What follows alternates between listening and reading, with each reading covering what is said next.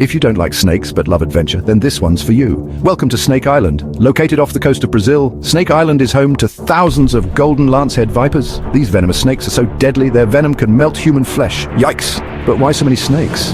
It's believed that thousands of years ago, rising sea levels isolated the island, leaving the snakes to thrive with no predators, and without any natural enemies, they became the rulers of their own deadly paradise. Now only researchers and the bravest of adventurers dare to visit this forbidden place. The Brazilian government has even banned regular visits to protect both people and the snakes.